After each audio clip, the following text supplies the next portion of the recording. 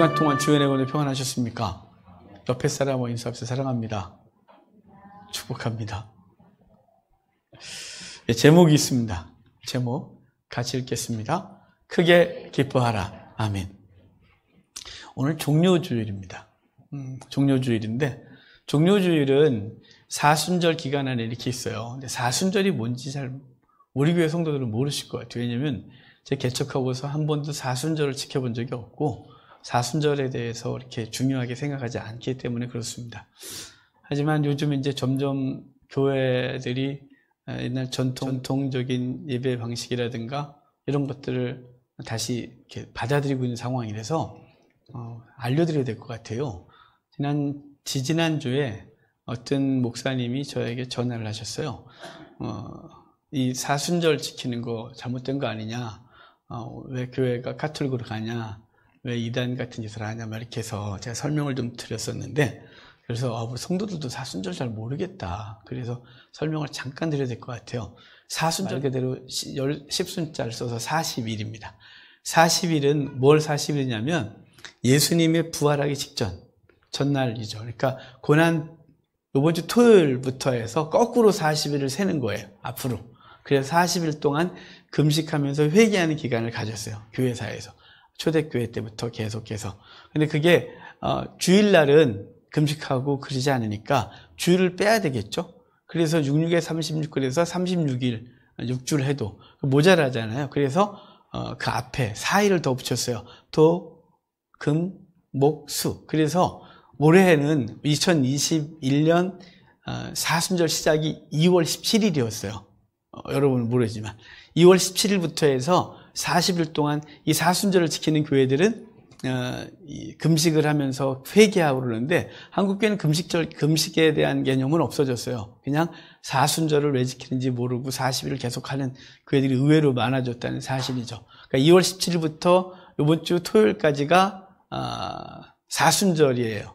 이 사순절 기간 동안은 그럼 뭐 했었냐면 단순히 금식을 하고 회개만 한 것이 아니라 이 부활절에 세례받기 위해서 세례 교육도 하고 여러 가지 교육을 하던 시간이 사순절이었어요. 현재 가톨릭에서는 계속 지키고 있고, 그리고 성공회, 루터교, 그리고 감리교, 그리고 장로교에서는 통합 측 등등이 이 사순절을 철저히 지키는 교단들이에요. 그러니까 사순절 지킨다고 해서 뭐 잘못된 거나 그런 건 없습니다. 하지만 우리가 의식화되고 자꾸 그럴까봐, 이런 예식에 집중할까봐 저희는 개척할 때부터 지킨 적이 없습니다. 이 사순절 시작하는 2월 17일을 뭐라 그러냐면 제수요일 이렇게 말해요. 제의 수요일이요. 그러니까 왜 그랬냐면 사순절 시작할 때 초대교회 때는 점점점 지나면서 좀 발전한 예식이 생기는데 회개를 하기 시작하면서 죄를 뒤집어 썼어요. 그러니까 죄를 뒤집어 쓰는 의식을 하면서 40일 시작했어요. 회개한다는 의미죠. 근데 죄를 뒤집어 쓰니까 얼마나 그래요. 그 다음부터는 어떤 상징적인 하나를 했는데, 그 종려나무를 가지를 태워서 그 가지를 태운 재를 가지고 이마에다가 이렇게 십자가를 거줬어요. 그 2월 17일. 그날을 예배를 따로 드리면서 그걸 해서 그날을 제의 수요일 이렇게 말해요. 지금 그래서 종종 하는 교회들도 있고, 몇 년 전에 미국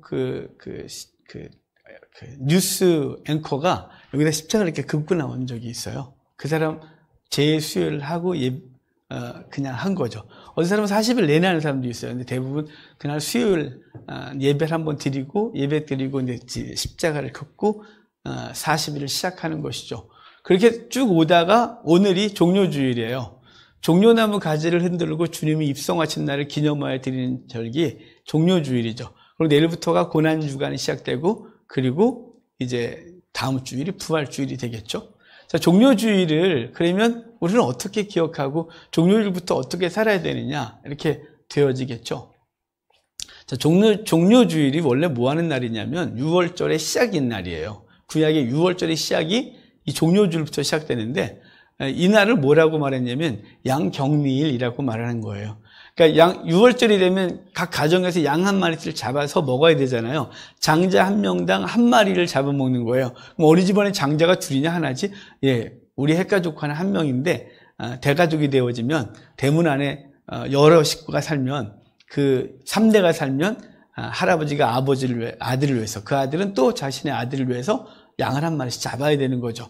그러니까 그날은 유월절 먹을 양을 양 우리나 또는 양을 사서 격리해 놓는 거예요. 일정한 장소에. 예수님 때는 예루살렘 성 안에 제사장들이 따로 구별해 놔서 이름표를 걸고 거기다가 양을 격리시켰어요. 이 양 격리일인데 이때 예수님이 입성하시죠. 예루살렘에 입성하실 때 주님이 제자들에게 이렇게 말씀하시잖아요. 베다니에 가서 나귀가 매여 있는 것을 볼 텐데 그 나귀를 풀어서 끌고 오라 그래요. 그래서 나귀 어미를 끌고 오고 나귀 뒤를 따라오게 되는 것이죠. 그래서 나귀 2마리가 예수님과 함께 들어오고 있는 거예요. 그러니까 엄마 끌고 오고 새끼 나귀 예수님이 앉으셔서 따라 들어오는 것이죠. 그러니까 요즘 성화가 다 잘못된 그림이에요. 성화들은 이렇게 어린 나귀에게 이렇게 하고 있지만 아니고요. 어미를 끌고 오면 나귀는 엄마를 따라서 따라오게 되는데 그 예수님께서 복종하시고 순종하심에 대한 것을 상징하는 거예요. 2마리가 들어오는 것은. 그리고 사람들 손에는 뭐가 다 있어야 되냐면 종려나무 가지뿐만 아니라 어린 양을 한 마리씩 다 들고 있어야 돼요. 그날 예수님 모든 사람이 양을 데리고 들어와서 격리하는 날이거든요. 바로 예수님이 당신을 격리시키는 거예요. 예루살렘에 격리시키죠. 그래서 이제 일주일 동안 그곳에 있으면서 당신이 이제 사람들에게 드러나게 될 것이에요. 양 격리일이라 그래요. 그리고 월요일부터가 양 점검일 그렇게 되거든요. 예수님께서는 베다니에 가셨다가 베다니에서 주무시고 아침 일찍 나오시다가 무화과 나무가 마른 곳을 보고 저주하시고 그리고 성전에 와서 성전을 뒤집어 엎으셨죠. 성전을 도적의 굴론으로 삼았다라고 해서 그 성전에서 그 이익을 탐하고 그리고 세속적인 것을 탐하고 있는 것에 대해 책망하셨어요. 이 시대에 주님이 오셨으면 우리 한국교회를 책망하고 남으셨겠죠. 우리가 정말 왜 예배를 하는지, 왜 신앙생활을 하는지에 대한 분명한 목적의식을 잃어버리고 이곳에서 강도의 구렬, 우리의 심령에서 주님을 이용하여 이익을 탐하고 있는 그 모든 것들에 대해 채찍을 드셨을 텐데 바로 그날이 월요일이에요. 그리고 이제 베다니 가서 주무시고 화요일이 되면 논쟁의 날 그렇게 됩니다. 이날은 월요일부터 목요일까지가 양 점검일이라는데 양의 흠을 찾는 거예요. 양을 우리에 모아놨잖아요. 그러면 제사장들이 계속해서 양을 점검해요. 이 털을 점검하고 피부를 점검합니다. 원래 6월절 양을 잡겠다고 갖고 왔던 양이 처음엔 깨끗했었는데 그 사이에 오염되거나 피부병에 걸릴 수 있잖아요. 그럼 6월절 양이 합당하지 않거든요. 흠이 있어서. 그럼 그 양을 빼버리고 다른 양을 빨리 갖다 집어넣어야 되는 거예요. 예수님이 바로 사람들이 흠을 찾기 시작해요. 맨 처음에 바리새인과 서기관이 와서 이렇게 말해요. 세금을 내야 될까요? 말아야 될까요? 이것들이 원래 바리새인과 사두개파예요. 죄송해요. 사두개는 원래 앙숙인데 예수님을 매우 올무에 걸게 하기 위하여 흠을 찾는 데는 하나가 돼서 세금의 문제를 걸고 넘어가요. 우리가 잘 알듯이 가이사의 것은 가이사에게, 하나님의 것은 하나님께 라고 해서 그들이 입 다물게 하죠. 사두개파들이 다시 와서 이제는 다시 물어요. 예수님께 와서 부활에 대해서 묻는 거죠. 어떤 사람이 죽었는데 그 사람이 자식이 없어 죽고 그 부인이 형제들 7과 함께 계속해서 잠자리를 했지만 자식을 얻지 못했습니다. 천국 가면 그는 누구의 아내가 됩니까? 라고 해서 또 주님이 너희가 천국도 부활도 알지 못한다 그래서 혼냈었어요. 이런 식으로 지금 화요일은 계속 논쟁이 벌어지는데 그 논쟁의 이유는 예수님의 흠을 잡겠다는 거죠. 그래서 딱 흠을 잡아 예수님을 죄인으로 올가매고 죽이겠다는 것이 뽑아내겠다는 거죠. 6월절 어린 양의 자격이 없으니까 뽑아내겠다는 것이 화요일 날 그들이 하는 것이에요. 수요일은 쉬셨다 그러는데 예수님은 쉬셨는데 행동들이 하나 벌어지고 있어요. 뭐냐면 예수님이 베다니 문둥이 집에 있을 때 그때 한 여인이 와서 그 향유를 깨트려 예수님의 머리에 부어 예수님의 장례를 예비하시는 사건이 있고 가룟 유다는 예수님을 팔아요. 그날 넘겨서 이제 그 시간을 봐서 내가 예수님을 넘겨주겠다라고 해서 가룟 유다는 예수님을 파는 날이죠. 수요일은 바로 예수님이 이제 쉬시지만 가룟 유다는 예수님을 팔고 대제사장과 바리새인과 사두개인들은 어떻게 하면 예수를 죽일까 고민하고 있고 한 여인은 자신의 온 것을 다하여 그 향유를 부은다는 건 1년치 노동자 임금을 모아야 살 수 있는 것인데 그것을 깨뜨려 예수님의 머리에 부어 그분의 장례를 예비하시는 놀라운 이야기가 수요일 날이에요. 목요일은 양 예비일이라 그래요. 자, 우리 막 헷갈리죠.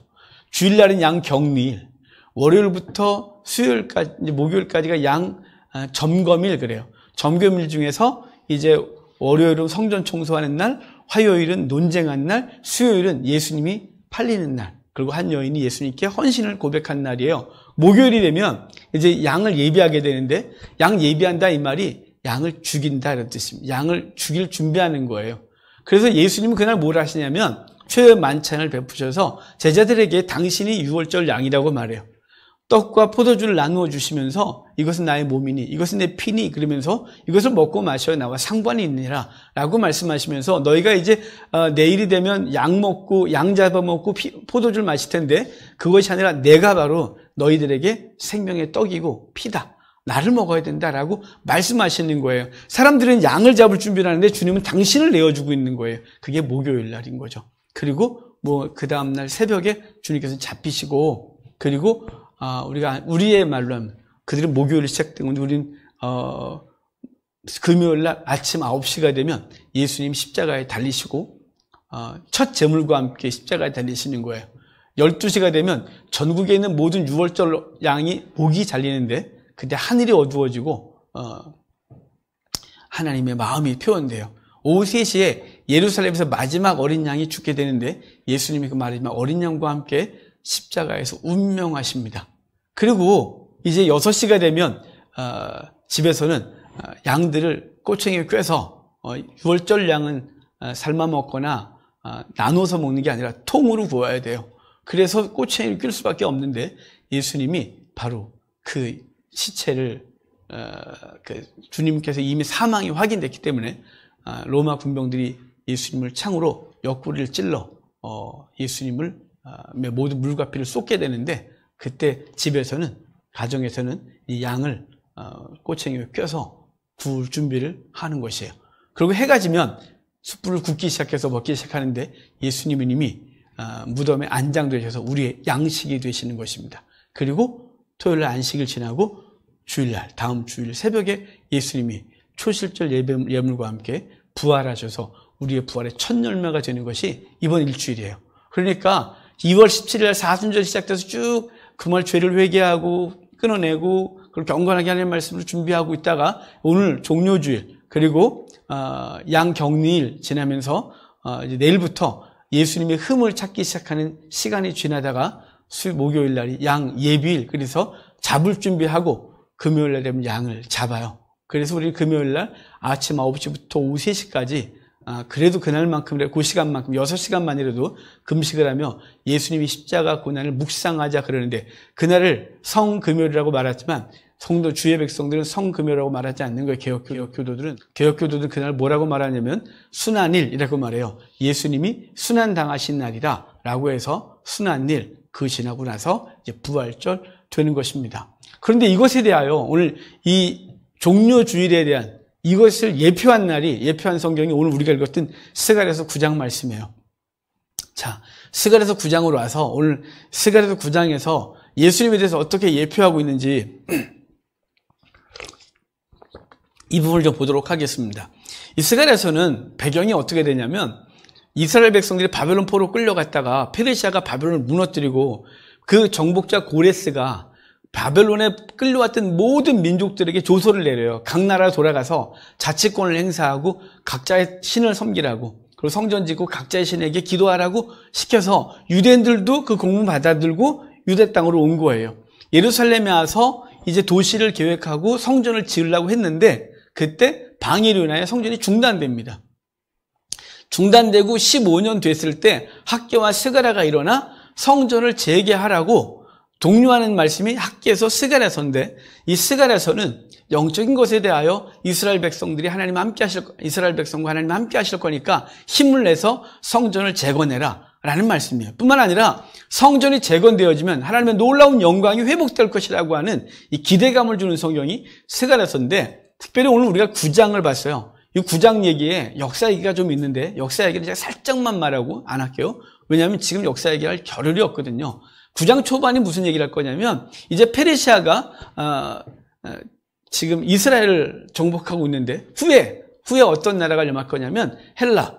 알렉산더를 중심으로 그리스 전역이 통일되어지고 그 통일된 힘으로 알렉산더가 앞장서서 이제 아시아를 정복해요. 그러면서 두로를 정복하고 내려와서 유대 땅에 왔다가 그들이 예루살렘에 들어올 정복하고 들어온 것이 아니라 그 대제사장을 만나자마자 요세푸스 전승을 보면 그때 대제사장이 알렉산더가 대제사장 앞에 무릎을 꿇었다 그러는데 그 이유는 알렉산더가 꿈에서 그 대제사장을 봤다는 거예요. 그러면서 대제사장이 너의 앞길 인도하리라 라고 하는 것을 봤는데 여기서 봤다고 하면서 예루살렘은 특별한 신앙을 인정하고 건들지 않아요. 그리고 이집트로 내려가게 되죠. 이 얘기를 9장 1절부터 8절까지 쭉 했어요.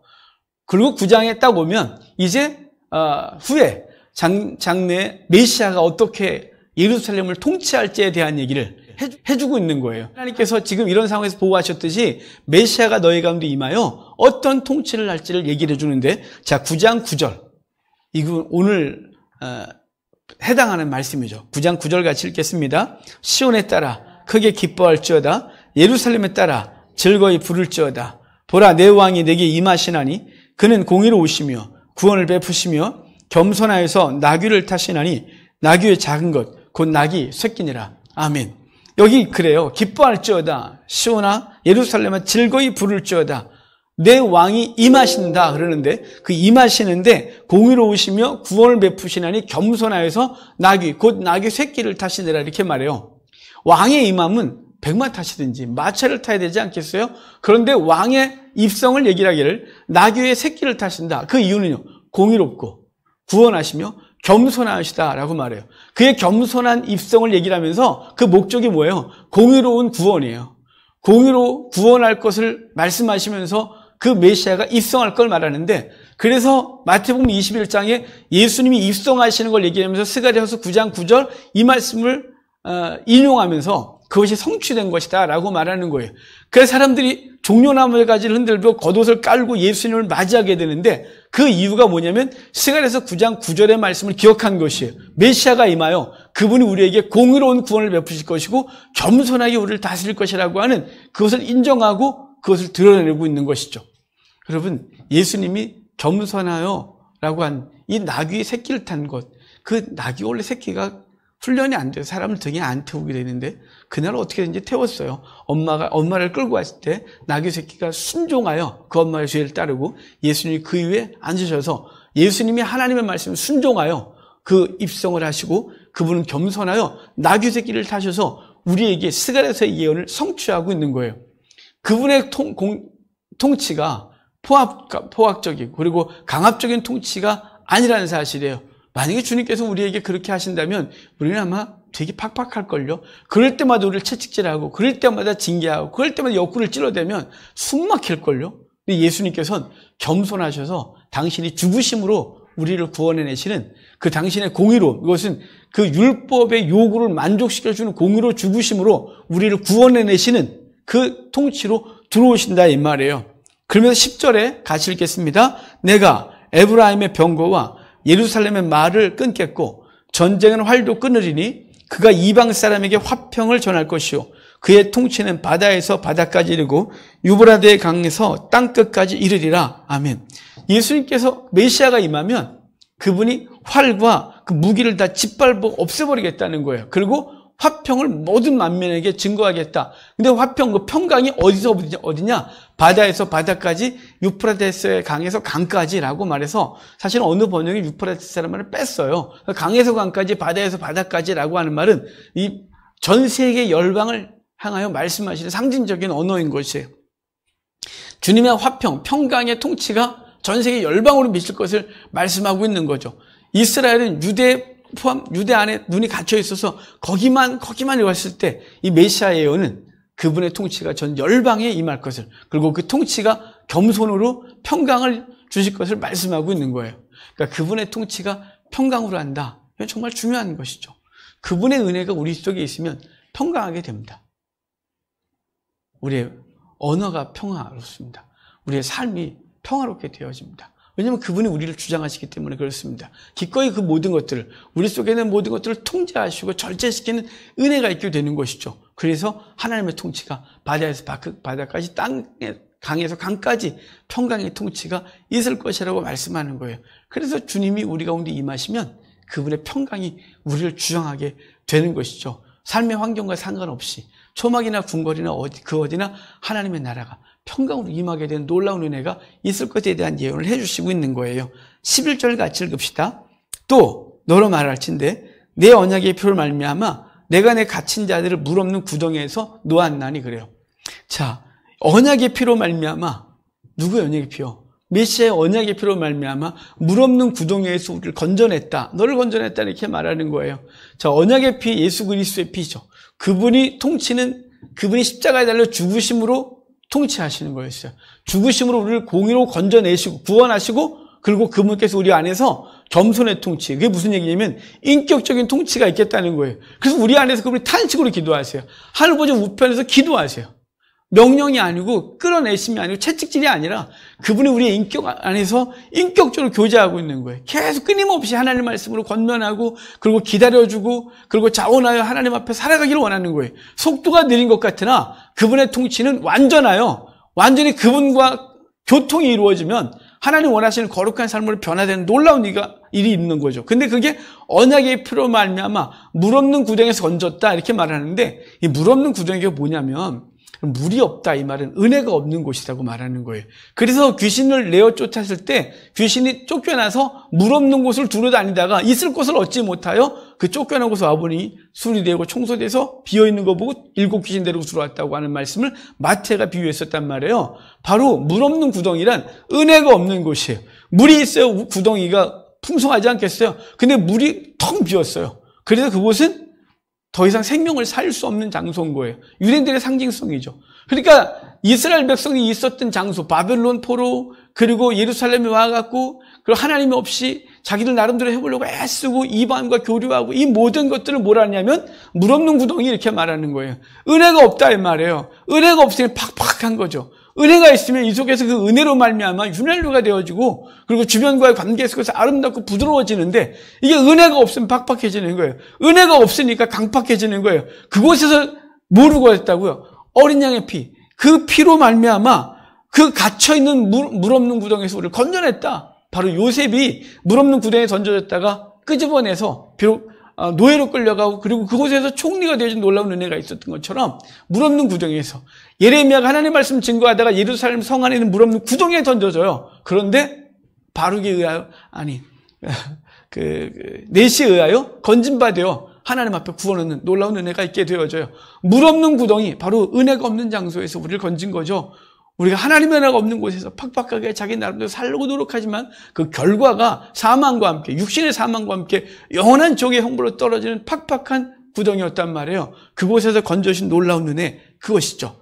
12절 같이 읽을까요? 12절이에요. 갇혀있으나 소망을 품은 자들아 너희는 요새로 돌아올지니라. 내가 오늘도 이르노라. 내가 내게 값조리나 갚을 것이라. 갇혀있으나 소망을 품은 자들아 이렇게 말해요. 사실 우리는 이미 구원받았으나 아직 있는 거예요. 이미 주의 은혜 가운데 있으나 아직 세상 가운데 있는 거예요. 이미 은혜의 강수 가운데 있으나 아직 우리는 물 없는 구덩이에 있는 것 같은 거예요. 그것에서 말씀하시는 거예요. 갇혀있으나 소망을 품은 자들아, 우리는 현실이 갇혀있죠. 육신에 갇혀있고 사망의 몸에 갇혀있고 이 세상에 갇혀있는 것 같은 거예요. 하지만 우리 속에 뭐가 있나요? 소망이 있어요. 메시아가 오면 그분을 통하여 구원받는다는 소망이 있다는 말이죠. 하늘을 눈을 향하고 그 보좌 우편에 앉아 계신 예수 그리스도를 향한 소망의 눈이 있는 거죠. 소망을 품은 자들아 요새로 돌아오라. 이 말은 그분의 여호와의 품 안으로 돌아와서 그 안에서 있으라는 갑절의 갚음을 있겠다는데, 이 갑절이 2배 준다는 게 아니라 장자권을 말하는 거예요. 너희가 잃어버렸던 것들을 내가 회복시키리라. 잃어버렸던 것 바로 장자의 상속권을 허락하리라 라고 말해서 주의 백성들을 향하여 이제 메시아의 임함을 통해 그런 것들이 벌어질 거라고 말씀하고 있는 것이죠. 13절부터 15절까지는 주님께서 이제 대적들을 물리치시고 그 백성을 건져낼 걸 얘기를 하는데, 우리 15절만 읽읍시다. 15절 같이 읽을게요. 만군의 여호와께서 그들을 호위하시리니 물맷돌을 밟을 것이며 그들이 피를 마시고 즐거이 부르기를 술 취한 것 같이 할 것인즉 피가 가득한 동이와도 같고 피 묻은 제단 모퉁이와도 같을 것이라. 아멘. 그 앞에도 대적들을 칠 것에 대한 얘기를 하고 있는 거예요. 그 역사 얘기가 있어서 뺐어요. 헬라와 관련된 얘기들이고 헬라 역사와 이스라엘의 역사 속에서 겹치는 이야기들, 이것에 성취가 있는데 그 얘기를 할 시간이 없으니까 좀 넘어가면서 하는데 15절 보면 주님께서 뭐 한다고? 호위하시겠다 이렇게 말해요. 여호와가 호위하시리니, 여러분 주님께서 우리의 삶을 호위하시면 염려 없는 것 아니겠어요? 앞뒤로 좌우로 사방에서 우리를 호위하시고, 그리고 우리의 인생길이 사방에 두려움이 있으나 절대로 그것이 우리를 해하지 못하는 놀라운 은혜가 있는 것이죠. 이것은 이미 구약에서 주님께서 보이셨어요. 그것은 이스라엘 백성이 애굽에서 나와 광야 40년 동안 불기둥과 구름기둥으로 호위하셨어요. 그들에게 먹을 것과 입을 것을 제공하시고 그들의 대적으로부터 건지신 놀라운 은혜를 허락하셨단 말이에요. 이 호위하심은 지금도 있는 거예요. 영적인 눈으로 주를 바라보면 우리가 세상에서 벌어지는 많은 일들 가운데 두려워하지 않을 수 있는 것이에요. 엘리사가 도단성에 있을 때, 아람 군사가 포위했을 때 그 사환은 여호와의 호위하심을 못 봐요. 하지만 엘리사는 그 하나님의 군대를 받고, 그래서 더 두려워하지 않고 담대하게 도리어 아람 군사들을 위기로 끌고 들어가는 것이죠. 야곱이 하란에서 도망오다가 야복강가에 왔을 때 출애굽기 창세기 32장을 보면 하나님의 군대를 봐요. 그래서 자기가 그 장소의 이름을 정해요. 마하나임, 하나님의 군대. 하나님의 군대를 봤음에도 불구하고 그의 눈이 뭘 보냐면 형의 군대 400명 보면서 덜덜 떨어요. 그 소리 듣자마자 난리가 난 거예요. 아니, 하나님이 호위하시겠다고 하나님의 군대를 보여줬는데 야곱이 떨고 있는 거예요. 밤새도록 씨름을 하고 하나님을 의지하고 나서 변화가 일어나죠. 33장 가면 야곱이 자신의 모든 걸 앞서서 에서를 만나요. 그리고 이제 문제가 해결되는 것이에요. 하나님의 호위하심, 여호와께서 우리를 호위하신다는 사실을 기억하시길 바랍니다. 어떤 자들에게요? 겸손한 통치를 받아들인 자예요. 종료주의를 통해 예수 그리스도가 예루살렘에 입성하시고 고난 이 순환을 통해 예수 그리스도의 십자가를 죽으시고 부활주일날 부활하심으로 그분의 통치가 우리 가운데 이미 임한 거예요. 이미. 그래서 우리는 그분의 호위하신 가운데 있게 되는데, 거기 원수들을 밟고 물맷돌을 밟는다 이 말은, 물맷돌이 이게 연약한 무기가 아니라 당시 고대사에서 굉장히 강력한 거예요. 300m 정도 사정거리를 갖고 있는데 물맷돌 부대가 앞에 쫙 서 있으면 돌진이 안 돼. 아예 이것을 너무 무서워서 돌 맞고 어떻게 돌진해요? 우리 골리앗 돌 맞고 죽었는데. 그러니까 못 가는 거예요. 주님께서 말씀하신 거 뭐냐면 대적들의 물맷돌 부대를 짓밟았다 이 말은 그들에게 다가갈 수 있는 길을 여시고 이기게 하신 놀라운 은혜를 입는 거예요. 그러면서 이 승리의 노래가 어떻게 될 거냐면, 거기 중반부터 보면 그들이 피를 마시고 즐거이 부르기를 술 취한 것 같이 할 것이며, 피가 가득한 동이와도 같고, 아니 술 취한 것 같은 느낌이 오죠. 근데 피가 가득한 동이다, 이 무슨 얘기냐면, 제단에 이제 하나님의 백성들이 여호와께 예배를 드리러 가서 짐승을 잡고 그 피를 양동이에 받아요. 받아서 제단에 붓게 되는데, 여러분 이 제물을 드릴 때의 기쁨이 있는 거예요. 드리는데 뭐가 기뻐요? 바다에 기쁘지. 또 그런데 이상한데. 드릴 때 기쁜 거예요. 그들은 하나님 앞에 가서 그 속죄의 기쁨, 그리고 화목제는 화목함의 기쁨. 그래서 그것을 나누고 즐기는 기쁨이 있는 거예요. 우리가 잘 알듯이 우리 한나가 숫소 3마리 가지고 사람들과 나누는, 그날 다 먹고 나누는 그 즐거움, 그것이 피를 양동이에 받아 그것을 붓는 것으로 표현하고 있는 거예요. 또한 제단 사방에 묻은 피, 그러는데 피가 가득 피 묻은 제단 모퉁이와도 같다 그러는데, 이 피를 어디에 바르냐면 제단 모퉁이에 바르고 그분께서 우리를 회복시켰다는 화상징적인 의미가 있는 거예요.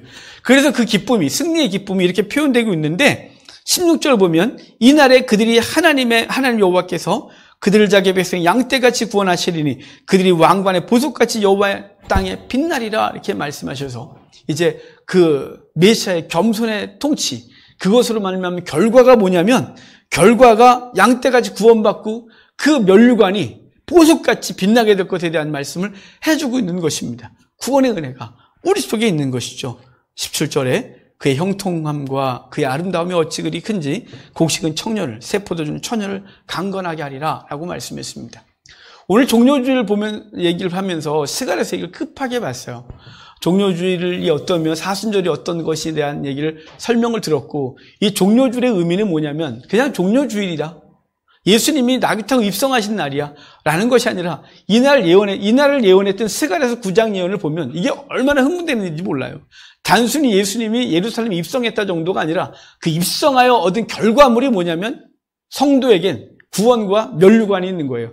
보석같이 아름다운 면류관이 주어지고 대적들은 짓밟히는 놀라운 은혜의 시작이 종료주일인 거예요. 예수님이 3년 반 동안 사역을 하시고 만약에 이 종료주일의 일이 없었으면 주님은 아무것도 없는 거예요. 3년 반의 생애는 그냥 좋은 선생님으로서 그들에게 하늘의 가르침을 가르치는 것으로 끝난 것이에요. 그런데 이 종료주일을 시작으로 예수님의 겸손한 통치가 시작되는 거예요. 당신을 격리시키고 당신의 흠이 없다는 것을 분명히 드러내고 흠 없으신 예수님이 우리를 위해 죽으심으로 대적을 사단을 짓밟고 우리를 구원하셔서 하나님의 자녀가 되는 영광을 하늘 보좌에 앉히는 면류관을 얻게 하신 놀라운 은혜가 있는 날, 바로 그날의 시작이 종료주일인 거예요. 종료주일. 오늘 그리고 일주일 그리고 순환일 부활주를 통하여 이 놀라운 일이 이미 우리 가운데 성취되고 있는 것입니다. 그러면 이 한 주간 살면서 단순히 고난주간이야 그래갖고 이유도 모르고 고난을 또 아침을 금식하고 배고파 죽겠다 뭐 그렇게 하는 것이 아니라 밥을 안 굶어도 돼요. 그렇게 많은 생각을 안 해도 돼요. 중요한 건 이 은혜를 기억하는 거예요. 예수님이 나귀 타고 입성하셔서 그분이 우리를 그 겸손한 통치로 우리를 오늘도 통치하고 있다는 사실을, 그 통치가 짓누르는 것이 아니라 겸손이라 그랬잖아요. 인격적으로 우리를 이끌고 계신 거예요. 우리 인격적으로 이끌어서 강압적이 아니라 그분이 우리 속에서 말씀하시고 성도의 삶을 살게 하시고 그래서 자발적으로 주를 사랑하게 하고 주 영광을 드러내고 사는 삶을 살게 하신 날의 시작, 이게 종료주는 것을 기억하고 이 한 주간도 그 은혜 감사하고 묵상하고 특별히 금요일은 순환일을 기억하시면서 아침 9시부터 오후 3시까지 특별한 묵상의 기간을 스스로 좀 가지시고 다음 주일, 부활주일 날 그 부활의 기쁨으로 다시 만나는 귀한 은혜가 있겠습니다.